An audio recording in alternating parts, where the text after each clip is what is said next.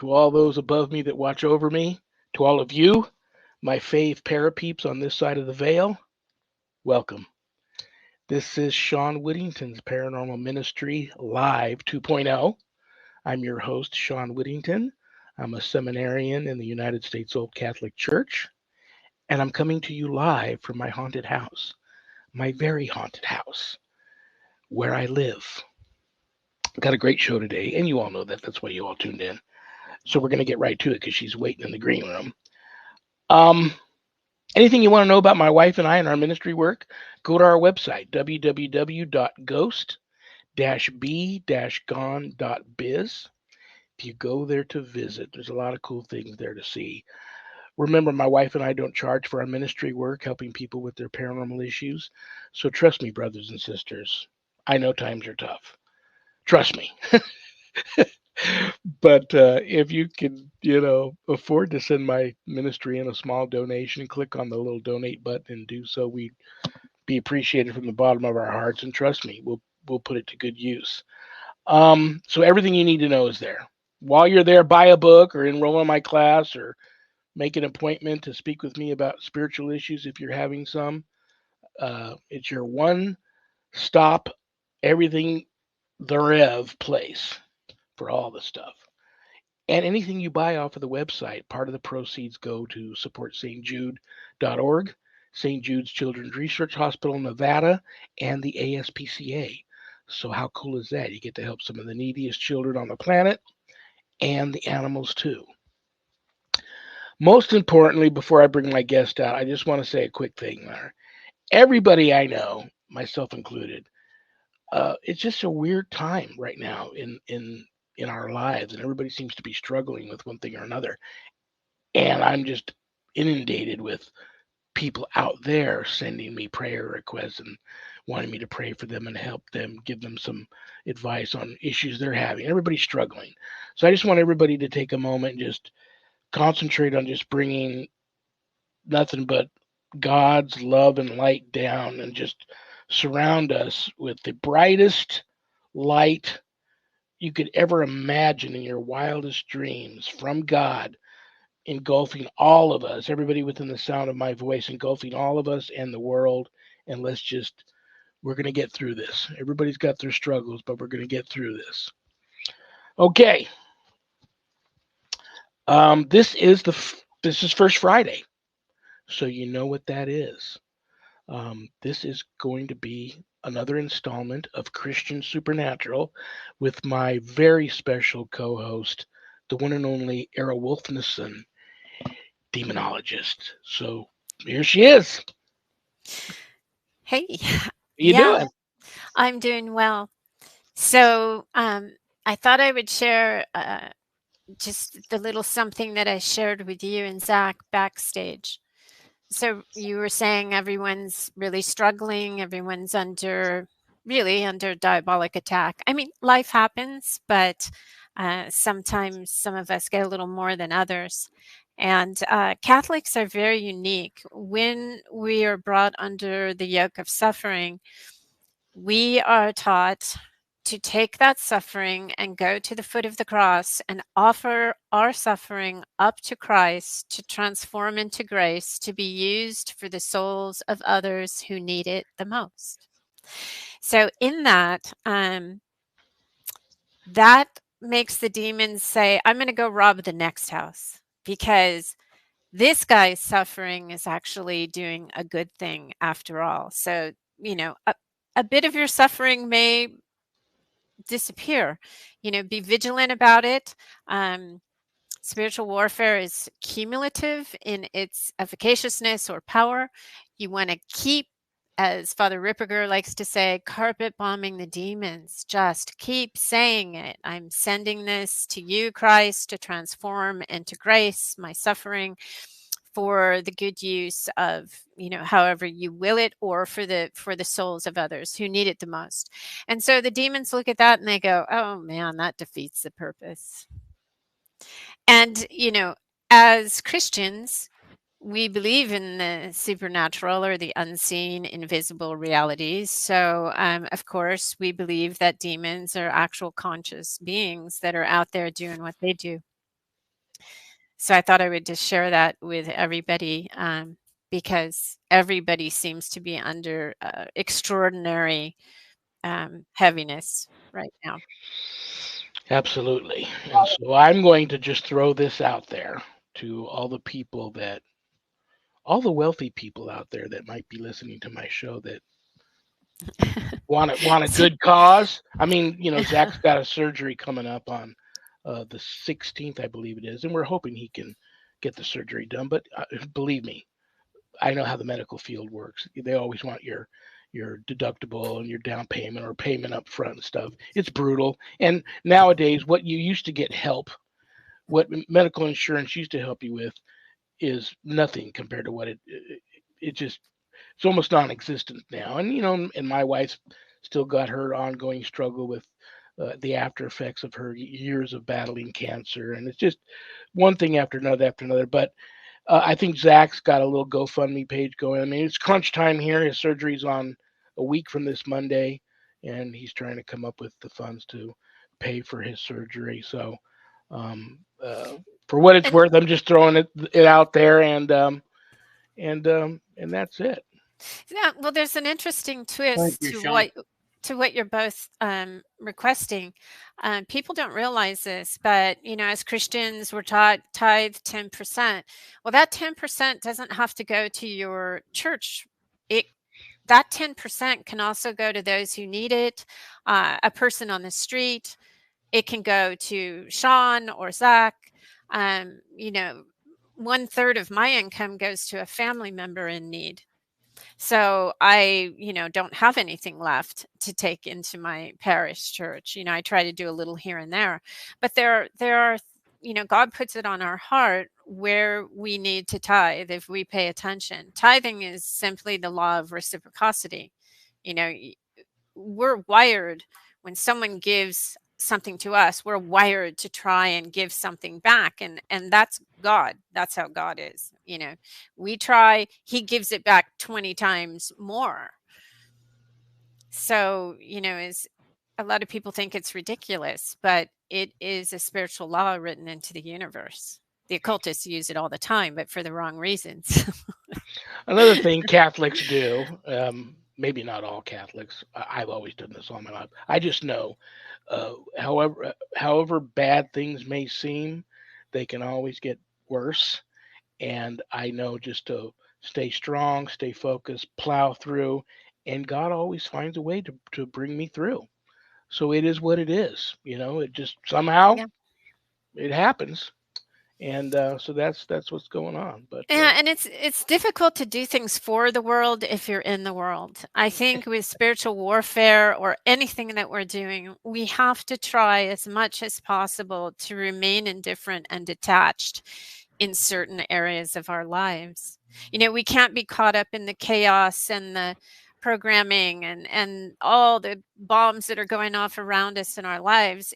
Even though that's counterintuitive and very difficult to do, we need to try very hard to do that so we remain coherent, both sides of our brains working together in logic and reason. When we're out of coherence, what we call incoherence, we're nuts. We can't remember things. We can't focus on things. We don't show up. We don't pay attention.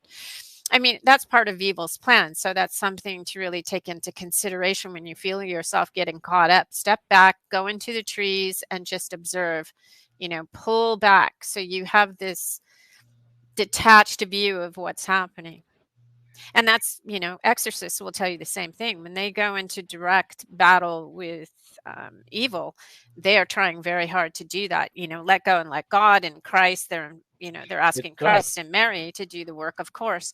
But if they get emotional and crazy, that just adds fuel to the fire. Evil feeds on that. Absolutely. I'm like that. I wear my emotions on my sleeve, and I care way too much. If that is You got to even a bury your heart thing. every now and then. Yeah. Yeah, it's tough. And when someone needs help, I want them to have had that help yesterday. So I tend to just, Mhm. even if I'm buried at that moment in a bunch of other stuff that I'm trying to help, I'll push it all aside. I can't multitask very well, so I'm constantly praying for help with that, For but I will grace, push yeah. everything off to the side to go help that next thing. And it's And just, yeah, and I believe that detachment and that indifference is a grace from God. We need to ask for it. God, give me the grace to stand back and stay clear through this and stay coherent because, it's happening to us. And even our natural biological or body will respond to it, which we're battling that too, not just our logic and our intellect. It's difficult right now. I know a lot of people, they're getting fed a lot of fear porn and just remember I mean, I myself, I probably spent my whole life worrying about things that never happened. I know. I know. I You know. know? I'm like that too. I you know, And so you always hear people say, "Listen, you can't." My bishop is says it all the time. does he? I need to listen to him more. Of Um, course, yeah, of he, you course. can't. Don't worry about the things you have no control over. Mhm. You let go, let God. Offer it up It's to God. hard. Um, That's so but counterintuitive and difficult. And then you were talking about your animals, and I just my last mastiff I just sent to heaven, I and so know. we're done now. But so I wasn't. I'm like, how can I change the subject, but allow her to say what she needs to say? Because you were Yeah. telling me things you're doing you've got these senior Mhm. citizen for fur babies now that you're Yeah. taking care of, and I went through all of that too, and that's I know you're gonna I know I you're done. I'm gonna pray for you so hard when something happens because I that's how you and I met. I Mhm. don't Yeah. even know how we got on a conversation about your dog tearing his cruciate, and you were gonna come to Vegas, and I recommend a good surgeon, I and was I on K did. You were on KCOR radio and I was a guest, Oh, and that's my dog okay. barked, and I think the whole dog conversation I mean, we've been friends for a long time. That was quite a while ago, years ago, All but right, so I've come to it I know shaped how us. you're like me. You might even be worse with your animals than I am. And so I really worry about what's gonna happen to you when they I have to will go to heaven. process it. I will with God's grace. I've told a lot of my friends that are very close to me, that live close to me, when this happens, I will be going into the cave. Don't come in for me. I really need that solitude with Christ and Mary and the saints and the angels. I need to process it. I'll be having a conversation in that cave. If you go in for someone that's in the cave, it's like the bear in the cave. You don't come out very happy. It's you need to let people go into grief. I mean, grief is really just loving something that is no longer in the visible world for us to see. So I need to process that and also say I'll see you soon, and really process that I will see him soon or her soon, my dogs. So we just need to And go through you'll that have with a God. yeah, you'll have a phase where they even come visit you. It's like something really Sharon says, I know. "Honey, what are you doing?" I'm all like, Why are you calling me? I'm busy. Yeah. I want you to come see something." And I promise you I didn't do it, but I want you to come see something. We found on the bed a dog bone. Neither one of us had put it there. Yeah. Um, and it's like Sharon, she's the kind of person that can sleep through anything. It's like she's gets in the bed and she's lowering herself down and she's already out. And she would sleep, my mastiff would sleep right up against her back. And to get comfortable in the middle of the night, Sharon would roll over and then hug her. Mhm. And so Sharon's been I doing do that at too. night in her sleep and hugging this something that I can't see, but I feel that there's something there. But we were blown away because her ashes came back and we put them on the bed, the part of the bed where she loves to sleep. Mhm. And we don't know. I mean, she's got there's some dog bones around still, but we've picked them all up and they're in spots and stuff. But how one got to the bed, um, I don't know about the ghosts of animals. I think that it's very possible and our animals do visit us. I feel that.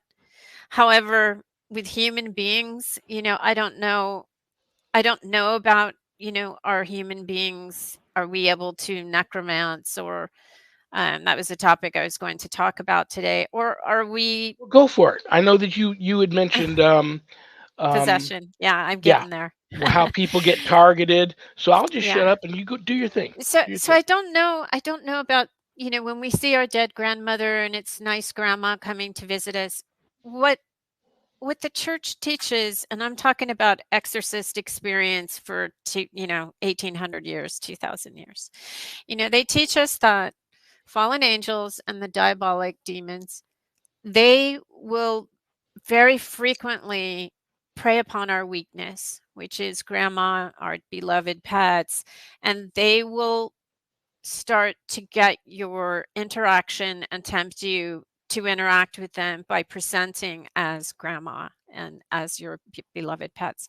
So, what I say to do is, I believe it's possible that it could be your pets and it could be grandma. I don't know if we're reaching people in purgatory and that's what a ghost is, or are they 100%, as some exorcists say, demons and spirits that are impersonating them. I'm on the fence. But just to be safe, when that beautiful dog bone appeared on your bed or Sharon is feeling it, just very quickly say, God, if this is not from you, send it to the foot of the cross, never to return to trouble me again. If that doesn't disappear, okay, great, but do it every time. Do it every single time and then say, is that you? Beloved pet or grandma, I don't know. I feel like when my father died years ago, I wasn't able to be at his deathbed. No one told me. I was in another country. And I remember getting the news that he passed away over the phone, and I was alone. It was my birthday. I was completely isolated on a 600-acre ranch, like completely in the middle of nowhere. And an orb appeared in my bathroom. Not the kind like you think you see it and then it disappears. This orb traced all the edges of the rooms and followed me. It was, not a big orb. It was about like that.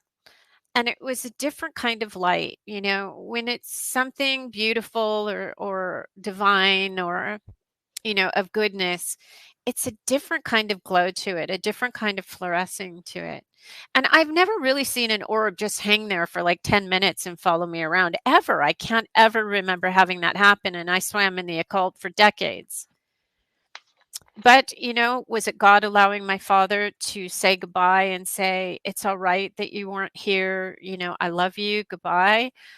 I find it very difficult to even imagine that that would have been an evil thing, trying to hook me. I was already an occultist, so why they don't need to hook me. I was on the team. Yeah. So, you know, but you always want to check yourself. When one of those beautiful, Lucifer translates to enlightenment, to illuminator, to light, phosphorus, his job was to enlighten us, but as we know, light can also blind. So he's very good at blinding us. And in Corinthians it says, you're going to be blinded by the lord of this world, which is Lucifer. So if you're something of the diabolic, you're going to be showing up as something very wonderful and very interesting, and they know what you want to connect to because they can watch us for decades, Yeah. lifetime. you know they have all the time in the world. So one of the topics I was going to talk about today is, why do some people get possessed and others don't? Yes, there are certain people that are under God's protection. And, we've all heard of that. But then there are people that really ask for it in conscious ways and unconscious ways. And so when Jesus became fully human and fully God, when he walked among us, 1/3 of his ministry was exorcism. That's a lot of time to be exorcising people. And he was, really, we were learning firsthand, and I say we because it's preserved through the Gospels. We were learning firsthand from God himself how to do spiritual warfare. And we were learning a lot about the diabolic and the fallen ones. So, when we look at Paul, who says, never ever do these things, and they're all things of the occult. He Paul is a guy, one of the 11 apostles that Christ appeared to after the resurrection. Plus, Christ appeared to 500 people at one time. So there's a lot of witnesses to that. So here's Paul, who's witnessed exorcism after this, after that, and he's saying, don't do these things, which are, divination, sorcery, witchcraft, pharmakeia, alchemy, necromancy, all these things that we think are so great today. And a lot of things fall under those umbrellas, like Reiki and yoga and all these things, astrology, tarot. Don't do those things, he says. Why? Because, 1/3 of his life while Jesus was alive was spent, dealing with the diabolic. And I think that if Paul says don't do it, it means that it is possible to have great power over us. When people become possessed, they go through that process. It begins with temptation, and then it moves through oppression and obsession, where it's either an inner attack.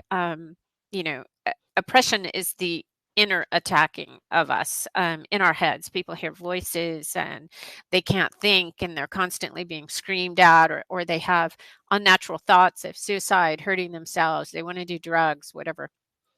Obsession, on the other hand, is, exterior attacks, like your finances go, your car gets messed up, your animals go under infestation, which is a possession of your animals, right? Your animals can get possessed. A doll in your house can get possessed. Furniture can get possessed. Your whole house can get possessed. So that happens. But then there's also subjugation, where people who are not Christians will take their children, and this happens, babies, young children, and they will do a blood ritual on their children, finger prick, and they will consecrate them in exchange for some form of power or control. So the baby or the child, you're not consenting when that happens to you. You're under the authority structure of your parents. So your evil parent, or your evil grandma, or your evil person that you're under the authority of as a child does this. So that child is more vulnerable to possession because they've been consecrated to evil under the authority, as if they have consented themselves, but they haven't. So if you're messing around with the occult, velocity internet warrior, and you think it's innocent, at the level of occultism and study that I did for decades, I can tell you all those things do have a connection to the diabolic, because they are taking you away from they're taking you away not only from God's will, but God himself. They distance you from God, because then you become self-reliant. You are the God.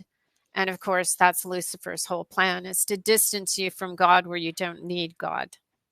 It's not even as serious as I don't believe in God, or I don't like God, or whatever. It distances you from it. But more importantly, what it does is you're dealing, like, for example, with yoga or necromancy. You're dealing with spirits, and then you're also dealing with the craft, where you're using symbols. Your body is the symbol in yoga. Um, in witchcraft, are you burning sage? Are you burning, all these things are invitations to invoke or evoke the spirit of those things. So yoga has particular gods and goddesses and spirits associated with it. The body positions are living symbols, which are used anytime you're invoking or evoking. You're using symbols, intention, visualization, toning, colors. It's a language. It's a very complex system, magic, but it's pretty much all based on universal principles. So when you're burning sage or burning these different things, sage is sort of funny because people think it's great, but sage is also bound with string. It can come with a spell or an enchantment on it, an unnatural attraction is imbued into it magically by a ceremonial magician or witch person or a sorcerer. But all these things have symbolism in them that are in direct correlation with other gods and goddesses spirits. Now, other gods and goddesses spirits, they are all fallen angels by definition. The catch-all terms, people think these are different things, but anything that is anti-nature, anti-God, that is, you're dealing with fallen angel consciousnesses or demons, which are actually two different things. The demons are disembodied Nephilim spirits, evil, yes. So as you swim in the occult and you're interacting with the spirits that are called by the sage, or they're sacred to that particular stream of wisdom or the yoga, or whatever form of magica you're into, you're starting to resonate with those beings. So you're starting to match their vibration. When you resonate with these kinds of beings, they say that we are the product of the closest 5 people to us. The closest 5 people to you at that point are going to be entities, non-corporeal entities. I once did a 4-year classical study in core shamanism. I have 2 decades of ceremonial magic in my resume. I think we've talked about it here before. My curriculum today, it's like ages long. But, you merge with spirits in shamanism. You also stack spirits in shamanism.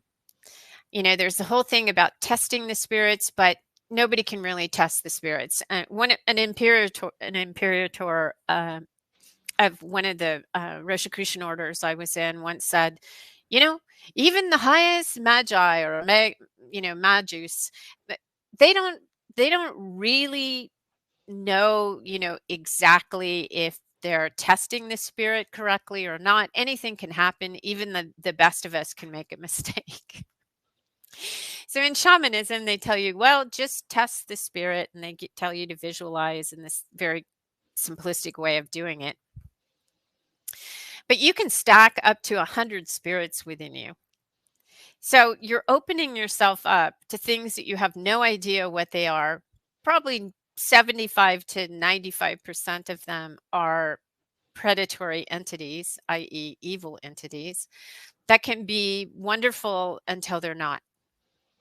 Like I said, they can take a long time before they turn. You're really swimming in some pretty serious dark waters that you have no idea what you're doing. You're not supposed to be in that.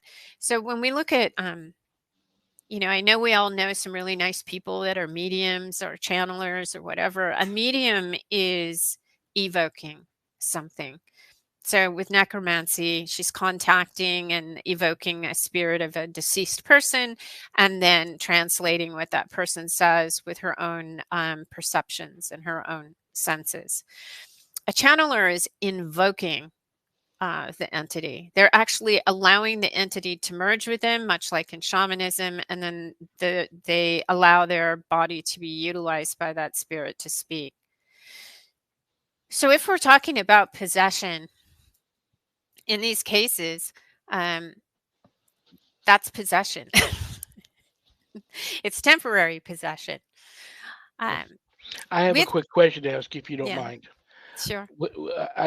You throw out the word shamanism all the time, and I'm thinking of some of. I'm not 100% sure if it was Hinduism or Buddhism, and it might be both. But I've talked to some people of those religious belief systems that have practiced what they call deity yoga, where they invite the spirits in to take them over Yeah, to same give thing. them. And so I find that so crazy because I've seen Yeah. even their own families break apart from it. Um, Yeah, well, evil is anti-structural. Know them by its fruits.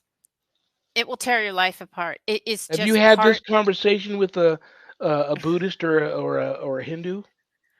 I can't say I have sat down directly with a Buddhist, but again, these are universal principles that are practiced in every global culture. They just call it different things. They have a different form of it. Catholics are probably, the Roman Catholic Church, the Roman Catholic Apostolic Church, their whole thing has been about spiritual warfare. They're very different than, let's say, Cavalry Church downtown or, the other, God bless them all. They're all on the same team. But Catholics really made a point to preserve the records of dealing with evil. They have the right of exorcism. Other places in times of great need will end up biting the bullet and going to a Catholic exorcist. So when I talk about the occult, I'm talking about Buddhism and Hinduism. That's part of it. To me, it's all the occult now, and again, my curriculum vitae was, the trivium, the quadrivium, geomancy, necromancy, theurgy, ceremonial magic, high magic, golden dawn magic, 4 years of core shamanism, um, hermetic philosophy, alchemistic philosophy. I was a member of the International Alchemy Guild. I mean, I got a good broad look at what is out there. Enochian magic. I mean, you name it. Invoking demons, evoking demons, merging with spirits, convoking things. That was my life. So when people ask me, isn't astrology harmless? Isn't tarot harmless to you? No, it's harmful because you don't know. Number one, we see in the Bible with the Israelite priests that I think it was Aaron or Abraham. They had the Urim and Thummim stones. They would use these stones for divination, but they were holy stones from God, made to communicate with God. And so they had the black stone and the white stone, and they would keep it in their pouch underneath their lamen that had the 12 stones, tribes of Israel. And they would throw the stones, and God would communicate to them in that way. So as an occultist or, one of the other flavors of the month, they can say, well, look, they were doing it in the Bible. Yeah, but they were directed by God. So, Is that the same thing as when they refer to casting lots? yes. And, they also did other things. They were astrologers. They did Yeah. pay attention to astrology, but they weren't divining with it. That's the difference. They weren't saying, okay, this is happening in the stars, in the constellations today. The new moon is in Aries. We can't do this today, or we got to do this today. That's not what they were watching the stars for.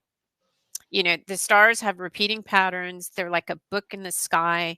It's God's book. Like scripture, the Pentateuch tells us, God wrote his stuff in the sky. So there were things that you could learn, but that wasn't exactly astrology. That was watching nature for the patterns and cycles of when to plant and when the birth of Jesus happened.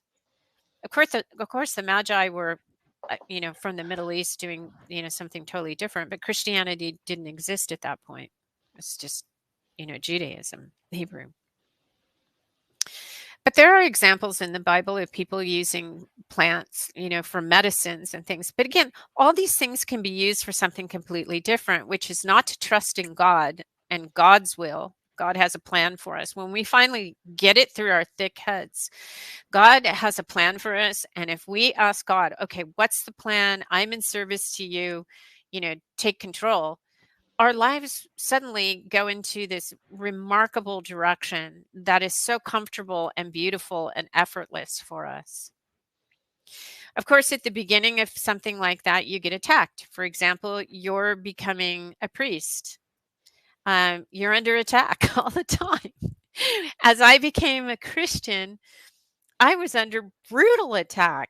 I mean, everything in my house exploded, windows exploded, massive amounts of birds hit my window.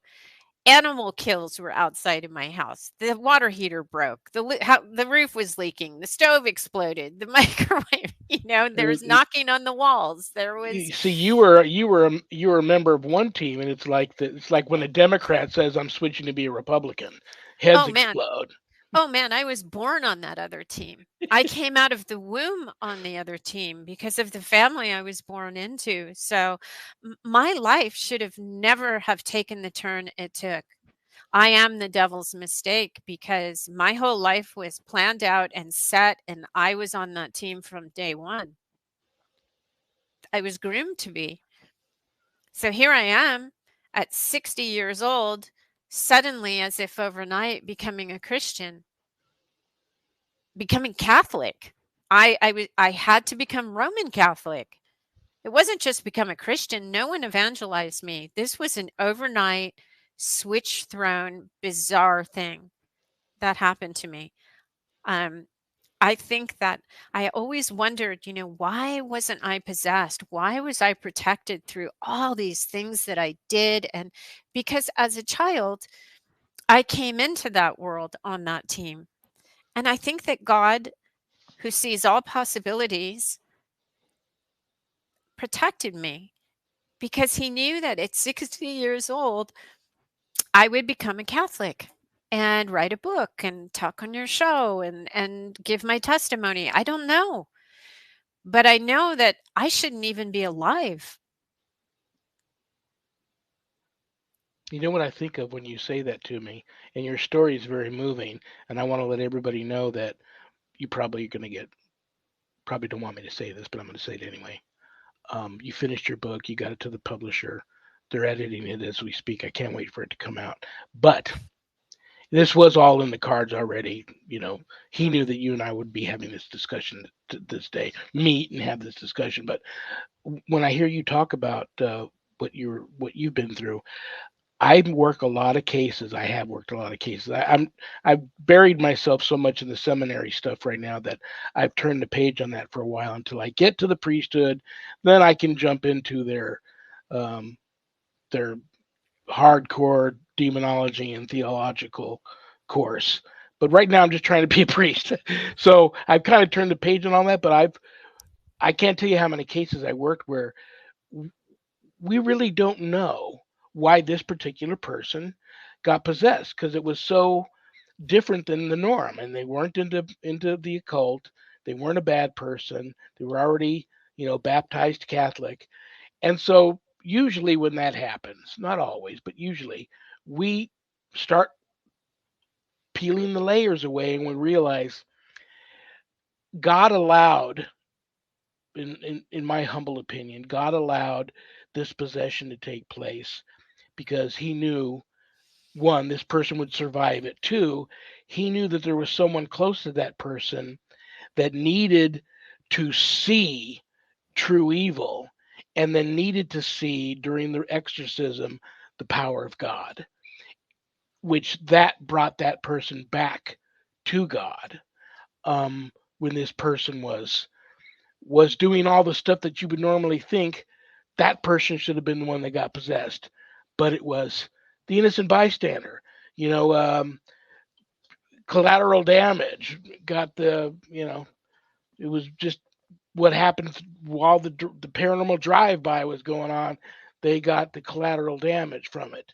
Um, so what do you think when I say that to you?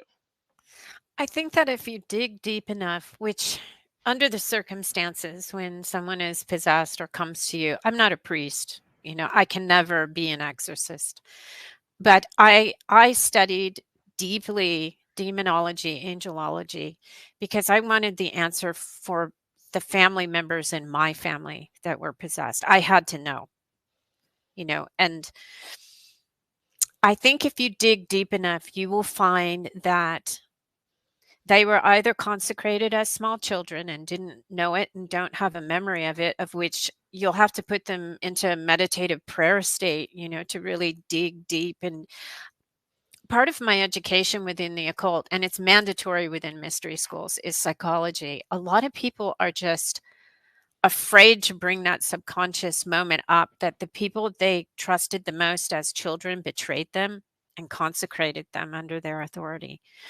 Or these people don't, they're ashamed to say, yeah, I kind of forgot about that, but when I was high on cocaine for 3 days, we did this weird ritual in the other room and I wasn't really paying attention, but they were making deals with, you know, the devil, or they were doing a sacrifice that didn't involve something that they could see, because people can spiritually sacrifice another person or an animal.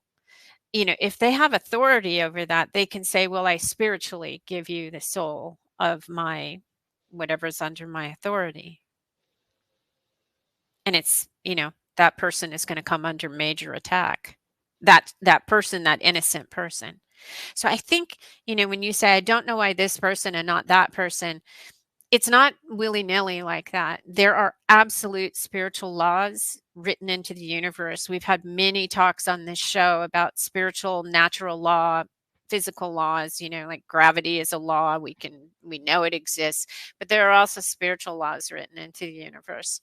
The devil knows them all almost as well as God himself, who wrote these laws. We didn't. We're at a great disadvantage. So when we say we don't know why this person or that person, mostly if you're messing in the occult, how can you not get into trouble? At least become obsessed or oppressed or you know, delve into sin, because you are dealing not with angels, not with holy angels. You're not dealing with God or Christ. You're dealing with spirits that are fallen. They're fallen angels or demons. Or if you believe in ghosts, which you know how I feel about that. They're not going to be good people. They're predatory. So there's always a reason, and if you dig deep enough, you'll probably find some tie to the occult, because the occult is so pervasive now. We don't even think of it as a cult. Reading the astrology in the newspaper, do we even think that's a cult? Most people would say, oh, heck no, that's nothing. You do it every day and you start telling people, I read your horoscope today and it says you shouldn't cross the street at noon because something you might get, and then that person doesn't do it. Rather than saying, I trust in God, that's under God's control, not the stars. Nothing is fixed in the stars, by the way, even though the stars are in their patterns and they're very fixed. With divining the future, prophesying today, you're not a patriarch, or predicting things. It's an ever-changing, fluid future based on choices of billions of people and billions of entities, outside our perception. God's the only one that knows all those outcomes, because he's outside of time and space. We're all inside of time and space, including the spiritual beings. The angels are in the avium. God is outside of that. So he can start, stop. There is no time. He sees everybody at the same time. And we often think of God as someone kind of like ourselves. Well, there's an aspect to God that's like ourselves. He loves, he can feel pain or, hurt. But you cannot contemplate someone who can not only allow free will, which gives all these choices in every individual life, but someone who can actually see the outcome of every free will choice ever made and the potential of it. So God knows everything. When we start looking to people, going to psychics or going to these people, what's going to happen? Am I going to meet my true love? Am I going to survive this illness? That's just a waste of your time, because they don't know. And the spirits that they interact with, if they're interacting with spirits, those spirits cannot know. There's no way. Use logic and reason. How is the universe created? How does time work? It's just not, it doesn't make sense if you really think about it. Philosophically, if you really think about it. So ask God, God, can you answer this question? And you think, well, nobody hears God like talking to them like the spirits. Well, of course not. But what'll happen is you'll get that answer. But you have to pay attention, because it's going to come over the internet synchronistically, or somebody's going to hand you a book, or somebody's going to just walk by and go, blah, blah, blah. And you're going to go, oh my God, that's what I was just asking God. Yeah. It happens all the time, but I know. we Yeah. push it aside. No, that's not possible. It's possible because it happens all the time. We live in a supernatural environment, a supernatural creation. I mean, most of the creation is the unseen world, the invisible world, and it's filled with consciousnesses and filled with things. But, we're here and we have to be here exactly as we are, the way we are. If I put your feet to the fire and said, "What would you?" Well, this is probably you probably get asked this all the time.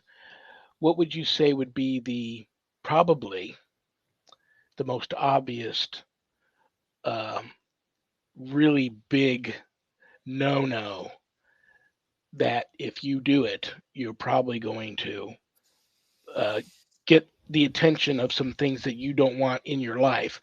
And then part two, in your humble opinion, the number one big to do thing that you should be doing to prevent that from happening.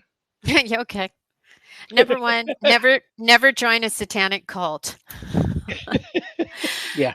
Never become a Luciferian, even by accident. No, if you want to look at the little things that people do unwittingly, they have classes and they have all these things online that you can do. Do not merge with spirits. You don't know. It's a box of chocolates. You don't know what you're going to get. No one knows what you're even getting. Don't do invocations and evocations. Don't channel. And if you go to a channeler or you're at a Halloween party where there's a channeler, stay away. Go Are you ready somewhere to else. get mad at me for something? I know you have dear friends, No, no, no. but if we didn't care, if we genuinely didn't care, we wouldn't, you know, hey, I've done a lot of stupid stuff in my life. I would use the word shit, a lot of stupid stuff. So, I Well, even just have back to in the say, day, I would go yeah, to these. I would go work these cases. This is probably before Sharon and I had our first you big. still do. Well, yeah, but I mean, I would really go to these. I haven't worked like a ghost case, and I can't even remember how long it's been. But I used to go to these ghost cases, and I would find like the area of the home where the homeowner said it's most active there. And I would say I want everybody to leave me alone for a little while. And I would go in there, and back then they referred to it as spirit retrieval.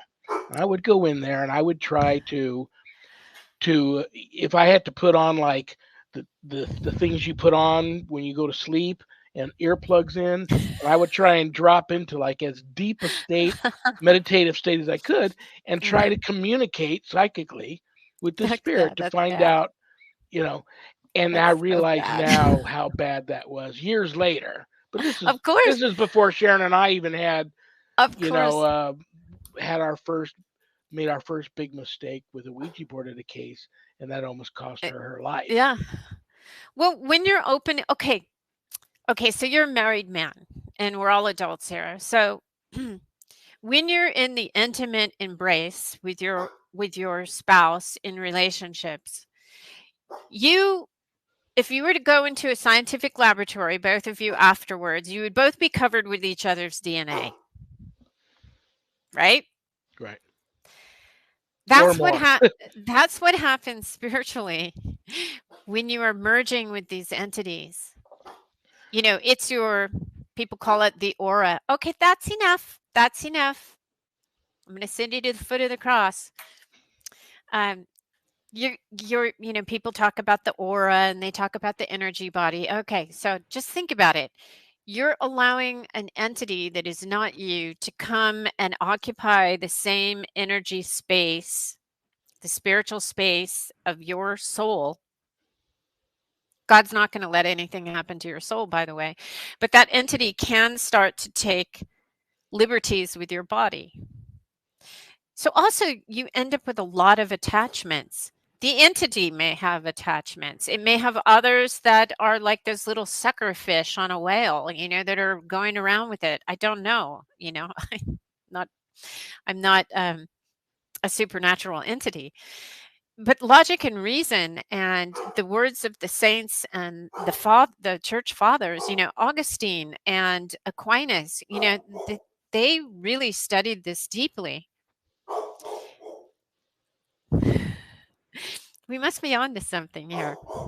I think so. Well, your dog's like that. Yeah, that's my young dog. She's 130 pounds now. She's 4 years old.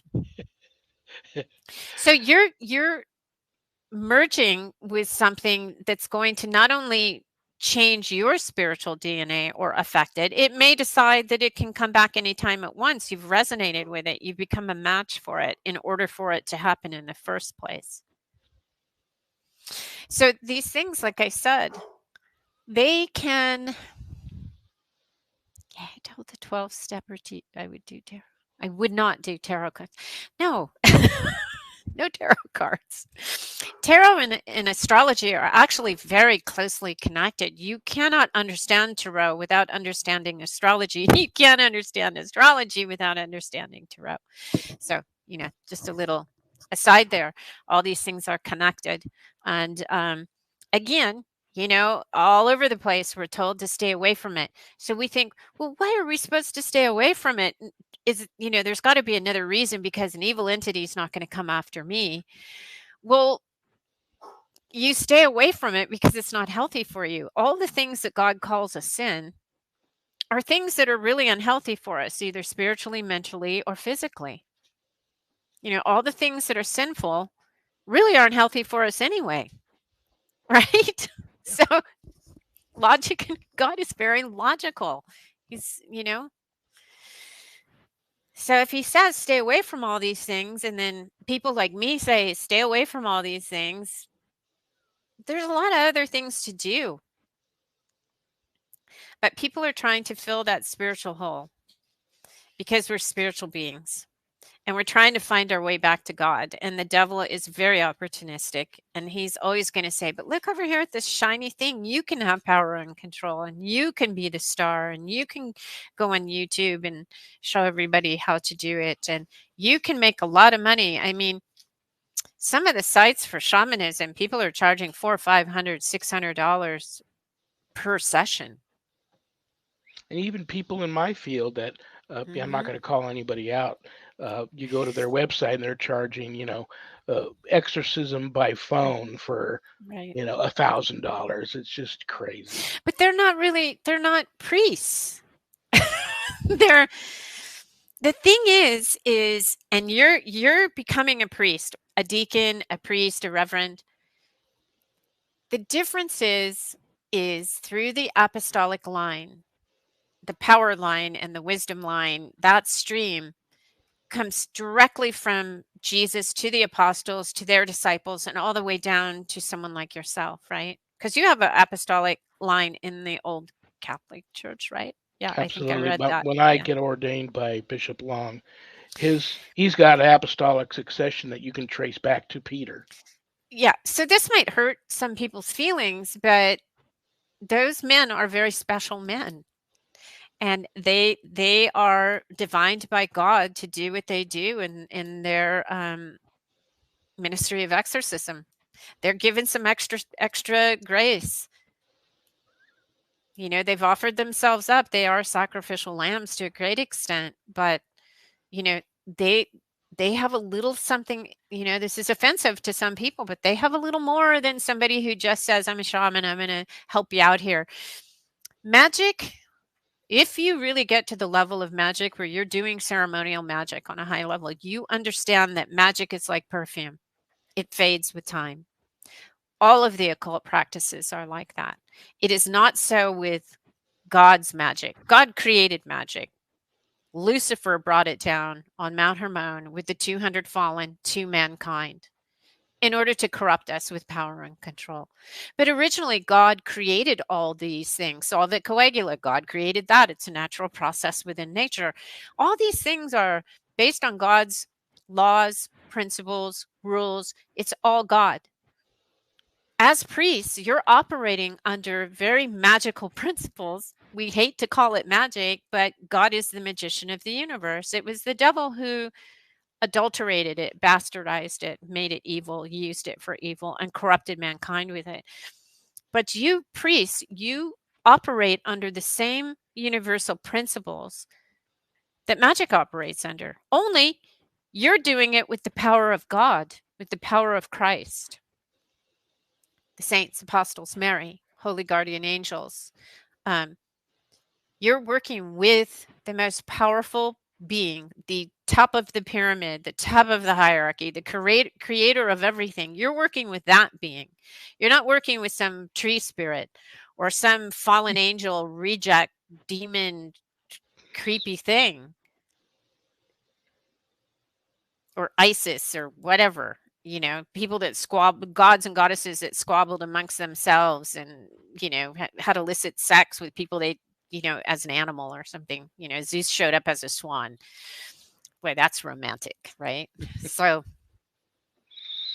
I just think that it's just people are really under, they're under the spell.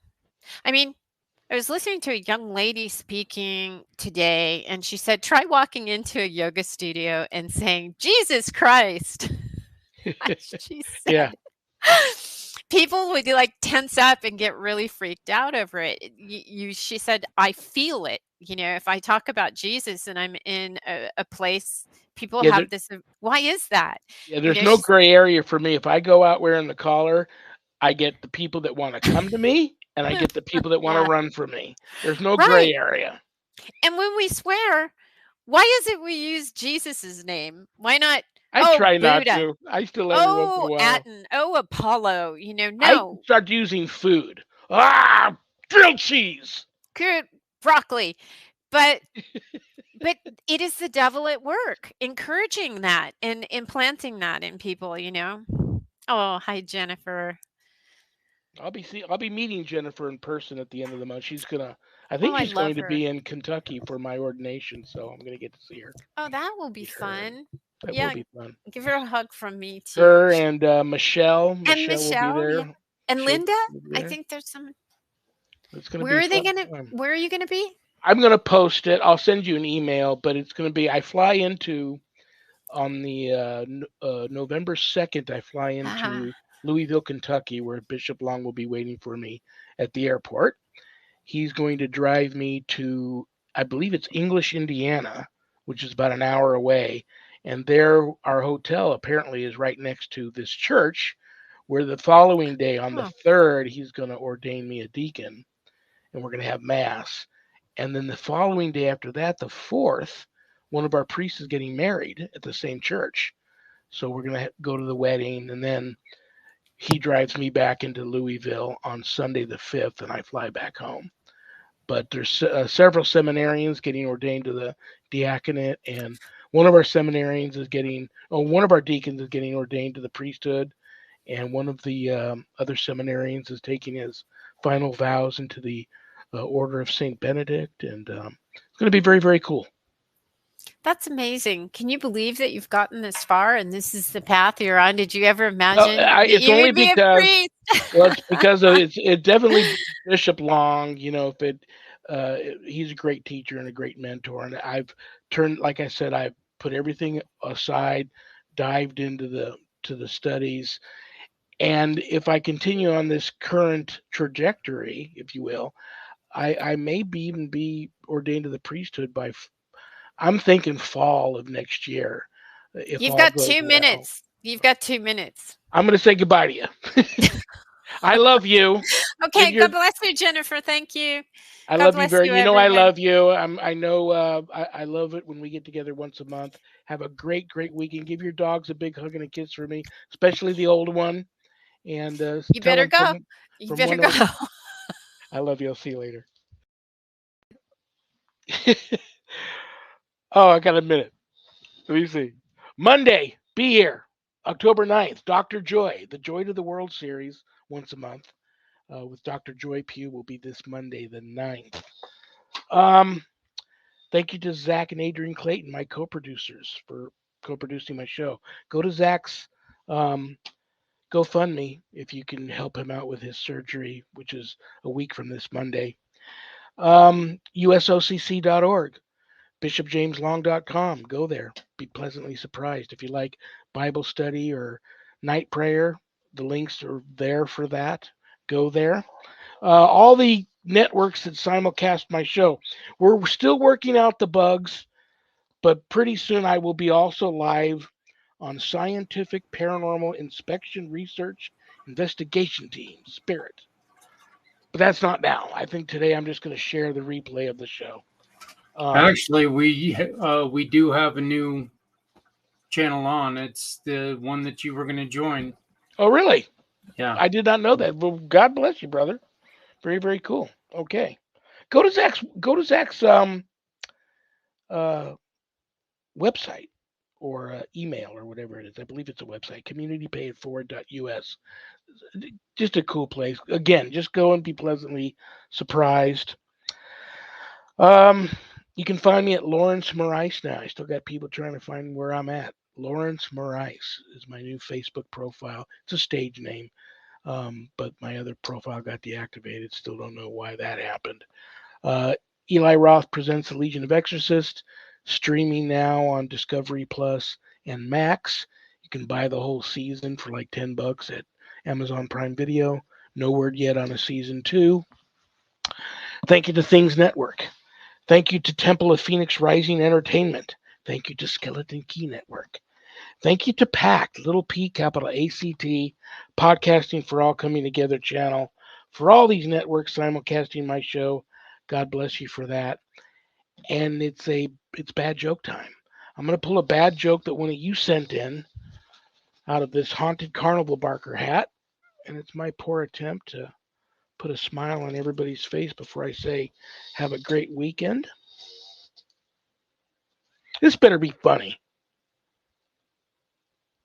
How many ears do space aliens have? 3. The left ear, right ear, and the final front ear. Actually, that's pretty good. Somebody must have knew I'm a Trekkie fan. That's pretty good. All right, guys. I love you all. God bless you all. Good night, Danny. Good night, Jack. Good night, Dog. Good night, Harold. Rest in peace. Good night, Ernie. Good night, Bill. Good night, Dan. Peace.